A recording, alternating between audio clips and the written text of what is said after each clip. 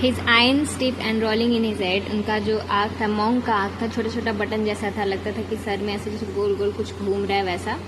That steamed as a furnace of lead, जैसे बर्तन को अगर हम लोग आँख पर चढ़ाते हैं तो उस तरह से वो जलते हुए दिखता है, वैसे ही उनका आँख बिल्कुल ब्राइट सा था, गोल गोल छोटा छोटा सा था। His wood supple his horse in great start, और वो जो भी हॉर्स राइडिंग के लिए बूट्स पहनते थे वो बहुत काफ़ी फ्लेक्सिबल होता था, और उनका जितने भी घोड़े होते थे वो बहुत अच्छी कंडीशन में होते थे। Now certainly he was a fair prelate, मतलब कि ये सब देख करके लगता है इनका जो शौक था और जो इनके साथ हॉर्सेस और इनका ड्रेसिंग वाला स्टाइल था वो देख करके लगता था कि हाँ ये एक अच्छे पोजीशन में है चर्च में, तभी इतना पैसा आ रहा है। He was not pale as a popping ghost. Fat Swan loved he best of any rose. और उनको देखने में मतलब वो काफ़ी ज़्यादा ही गोरे थे, वाइट, बिल्कुल घोस्ट के जैसे वाइट थे, और उनको खाने में सबसे ज़्यादा, शिकार करने में सबसे ज़्यादा पसंद था एक फैट स्वान उनको बहुत ज़्यादा पसंद था। His palfrey was as brown as is a berry, मतलब उनका जो घोड़ा था वो भी बहुत ब्राउन कलर का था, बिल्कुल बेरी की तरह ब्राउन था। यहाँ तक तो था मॉन्क के बारे में, अब यहाँ से फ्रायर के बारे में स्टार्ट हो रहा है। अ फ्रायर वॉज अ वेंटॉन एंड मेरी, एक फ्रायर भी था। फ्रायर एक चर्च पोजीशन होता है जो पैसा कलेक्ट करते हैं, डोनेशन पे जो रहते हैं वो लोग फ्रायर होते हैं। तो वो काफ़ी ज़्यादा चेयरफुल और केयरफ्री इंसान रहते हैं। Limiter of full on a man, limiter मतलब कुछ एरिया में ही उनको लाइसेंस था कि यहाँ तक जा कर के आप डोनेशन ले सकते हैं, और काफ़ी इंपॉर्टेंट पोजीशन वो होल्ड कर रहे होते हैं चर्च में। In all the orders four is none that can so much love tolerance and fair language.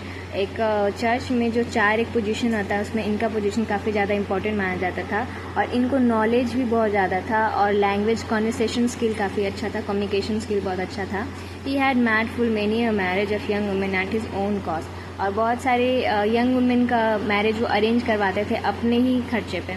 Unto his order he was a noble post, full yell beloved and familiar was he.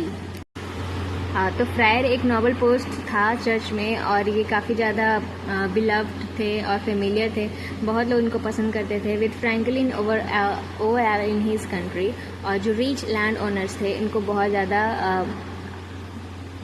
पसंद करते थे, और उनको ही अपना confession करना चाहते थे, may be उनका कम्युनिकेशन स्किल से इम्प्रेस होकर के। एंड एक विद वर्दी वुमेन ऑफ द टाउन, और सिर्फ रिच लैंड ओनर्स नहीं, वहाँ की जो रेस्पेक्टेड लेडीज़ हुआ करती थी टाउन की, वो भी उनको बहुत पसंद करती थी। For he had power of confession as said himself more than a curate, for of his order he was a licentiate. मतलब इसका मतलब ये है कि कन्फेशन करने का मतलब जो बहुत लोग कुछ पाप करते हैं, कुछ गिल्टी होता है किस चीज़ का, तो चर्च में जाकर के कन्फेशन करते हैं, और वहाँ के जो भी प्रीस्ट होते हैं उनको कोई सोल्यूशन देते हैं। तो यही इनके पास पावर था, पावर नहीं मतलब ये एक इनका रोल था कि वो कन्फेशन सुनते थे लोगों का और उसके अकॉर्डिंग पनिशमेंट बताते थे। तो ये इनका कुछ रोल है उसके बारे में बताया गया है। Full sweetly heard he confession and pleasant was his absolution, मतलब कि वो सबका कन्फेशन बहुत अच्छे से सुनते थे, और उसके जो भी पनिशमेंट होता था वो ऐसा देते थे कि लोग को ज़्यादा डिफ़िकल्ट नहीं लगता था, ईजी लगता था कि चलो किया जा सकता है। He was an easy man to ये penance as he wish to have a good pittance, और जिनके पास पैसा होता था उनके लिए काफ़ी मतलब अच्छा रहता था कि इन्हीं को बताए, क्योंकि जो पैसा इनको ज़्यादा देगा, डोनेशन ज़्यादा देगा, उनको ऐसा पनिशमेंट बताते थे कि वो तुरंत कर ले और उनका पाप धुल जाए।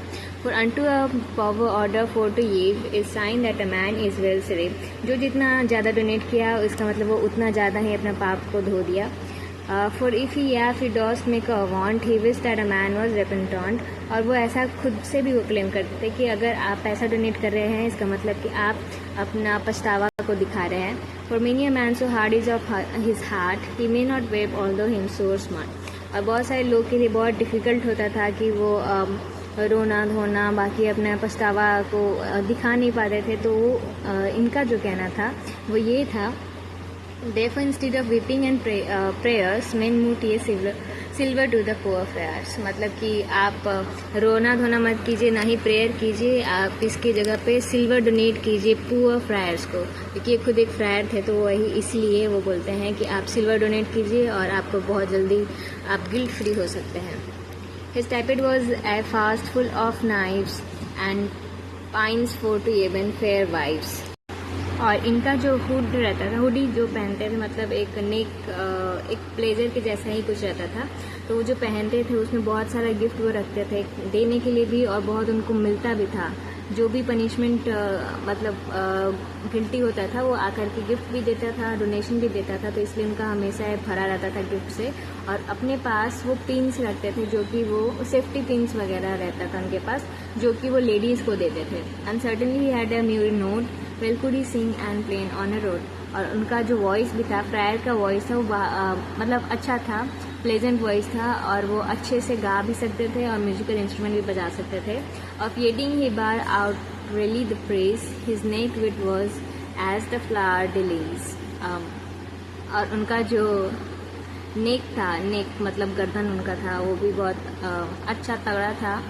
मतलब उनका थोड़ा अपीयरेंस के बारे में बता रहे हैं कि इनका नेक बहुत ही वाइट था, लिली फ्लावर जैसा था।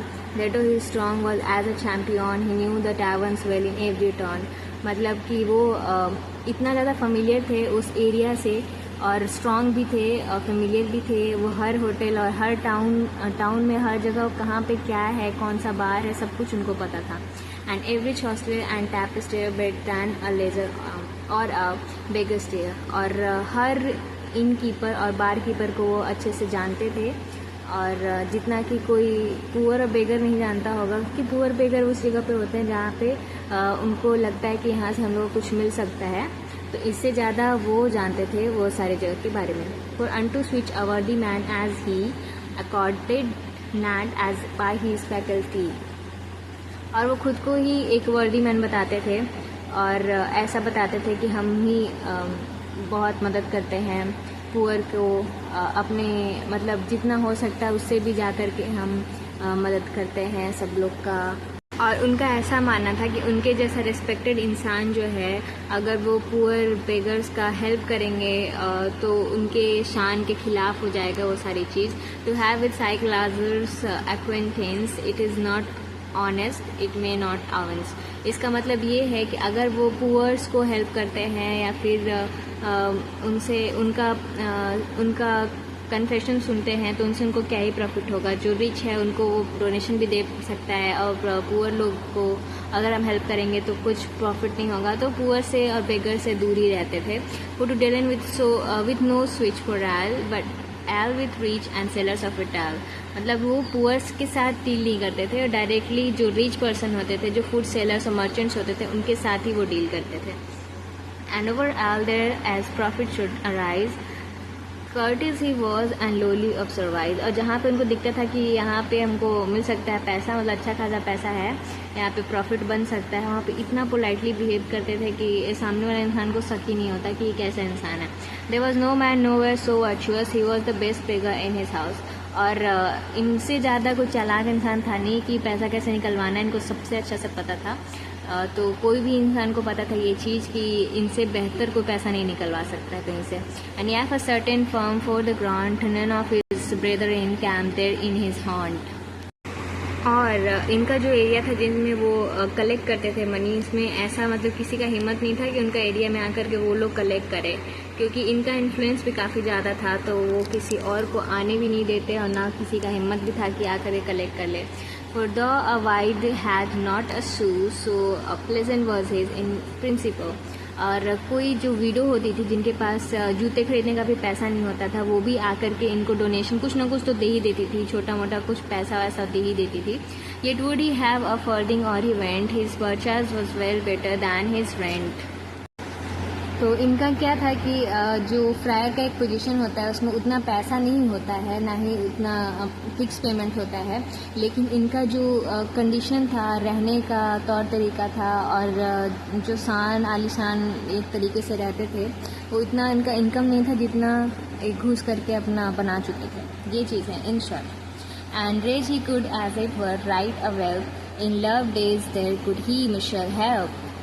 और कभी भी ऐसा कोई डिस्प्यूट होता था जहाँ पे मीटिंग है, सेटल करना है मीटिंग को, तो इनको बुलाया जाता था, क्योंकि ये बिल्कुल ही प्लेफुली वहाँ बिहेव करके मीटिंग को सेटल करवा देते थे। Further, he was not like a cloisterer with a threadbare cope as is a power scholar. मतलब कि कोई भी एक priest होता है तो वो बिल्कुल उनका कपड़ा बिल्कुल सिंपल सा दिखता है, थोड़ा सा पुराना और कहीं कहीं से थोड़ा फटा हुआ भी दिखता है, इस तरीके का होता है. But he was like a master or a pop of double worsted versus semi-cop. इसका मतलब ये है कि जो वो क्लोक पहनते थे बाहर का, तो उनको देख करके ये नहीं लगता था कि ये प्रीस्ट है, उनको देख करके लगता था कोई ये एलिट क्लास का इंसान है जिनका कपड़ा इतना एक्सपेंसिव वूल से बना हुआ है. That rounded as a bell out of the press somewhat he lisped for his wantonness. और उनका हुडी एक जैसे घंटी के जैसा एक निकला हुआ रहता है, वैसा ही बिल्कुल राउंड शेप में था. Somewhat he lives for his vantness to make his English sweet upon his tongue and in his happy when that he had sung. इसका मतलब ये है कि जब भी वो बोलते थे या फिर कभी भी गाना गाते थे तो एक थोड़ा अलग टोन में बोलते थे जो कि काफ़ी ज़्यादा अच्छा लगता था सुनने में. तो वही वो यूज़ करते थे गाते वक्त भी या म्यूजिकल इंस्ट्रूमेंट में बजाते वक्त भी, जिससे वो सुनने में काफ़ी ज़्यादा अच्छा लगता था उनका आवाज़. His eye twinkled in his head aright as dawn the stars in the frosty night. और उनका जो आँख था वो काफ़ी अच्छा ब्राइट ऐसे चमकता था, जैसे कि कभी खुला आसमान में जैसे तारा चमकता है उस तरीके से चमकता था. This worthy limiter was Cleft Hubert. अच्छा, यहीं तक है. और यहाँ तक बताया गया, एंड में उनका नाम बताया गया है कि जो ये फ्रायर था उनका नाम ह्यूबर्ट था. फ्रायर का नाम ह्यूबर्ट लास्ट लाइन में बताया गया. A merchant was there with a fogged bird in motley and high on horse he sat, upon his head a Flanders beaver hat. अब एक नेक्स्ट पिलग्रिम के बारे में बताया गया है जो एक मर्चेंट है, और मर्चेंट वहाँ पे भी आया हुआ था. और मर्चेंट का थोड़ा अपीयरेंस बताया कि जो उनका दाढ़ी था वो 2 पार्ट में डिवाइडेड था, और उनका क्लॉथिंग था कलरफुल क्लॉथिंग, मतलब कलरफुल कपड़े पहनते थे वो, और एक घोड़े पे आए हुए थे जो कि वो भी बहुत अच्छा खासा घोड़ा दिख रहा था. अपॉन हिज हेड अ फ्लॉन्डिस बेवर हैट. इसका मतलब कि वो सर पे एक अलग टाइप का हैट पहने हुए थे जो कि काफ़ी महंगा फर का बना हुआ था हैट, जो कि फ्लैंडर से बन के आता है, वैसा वाला हैट वो पहने हुए थे. His boots clasped fair and fetisly, his reasons his pack full solemnly. और उनका जो जूता था वो काफ़ी अच्छे से भी बंधा हुआ था, नीटली था, स्टाइलिशली बंधा हुआ था. और his reasons his pack full solemnly, मतलब वो जो भी कुछ बोलते थे, बात करते थे, तो वो भी काफ़ी सीरियसली और इम्प्रेसिवली बोलते थे. क्लियर था उनका communication skill. Soning all the encrines of his winning, he would see were kept for anything.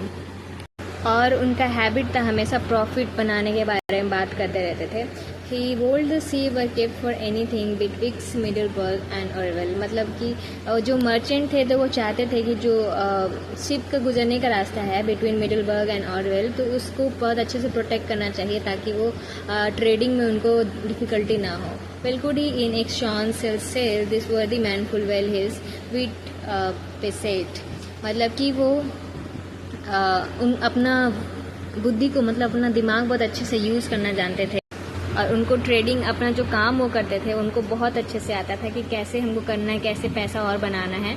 तो वो सब नॉलेज उनको बहुत अच्छे से आता था, और ये सब चीज़ वो बताया करते थे कि ऐसा है वैसा है, प्रॉफिट बनाना है, प्रॉफिट करना चाहिए, यहाँ का एरिया में अच्छे से प्रोटेक्शन रहना चाहिए. तो ये सारा चीज़ वो बात करते थे.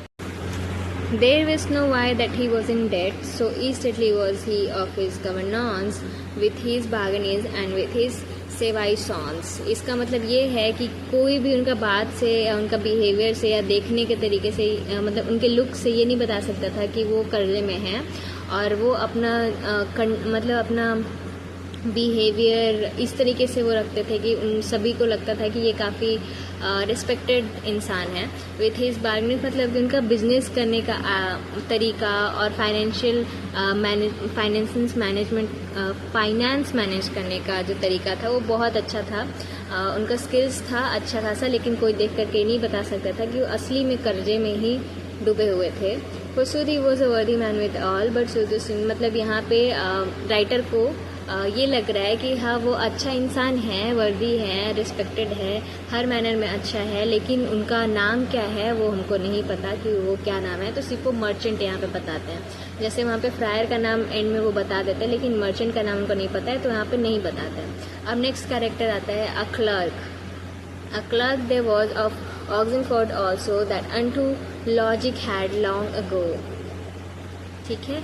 एक क्लर्क था जो कि स्कॉलर है, स्कॉलर ये पोजीशन लिया हुआ है चर्च में, जो कि ऑक्सफोर्ड से पढ़ा हुआ ये क्लर्क है। Unto logic had long ago, और वो डेडिकेट कर चुका है लॉजिक, साइंस, रीजन ये सब पढ़ने के लिए, रीजनिंग पढ़ने के लिए। तो काफ़ी ज़्यादा वो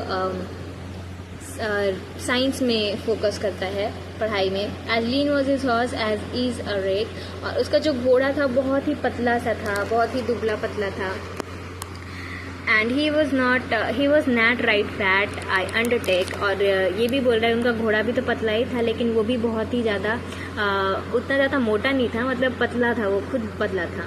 but look tall and third soberly, अच्छा ठीक है, सोबर है यहाँ पे, स्पेलिंग अलग अलग है।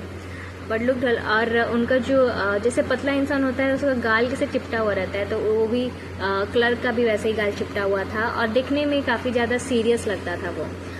Full threadbare was his oust cot pie, इसका मतलब क्या है कि बाहर का जो कोट पहना हुआ था वो थोड़ा सा फटा चिटा पहना हुआ था।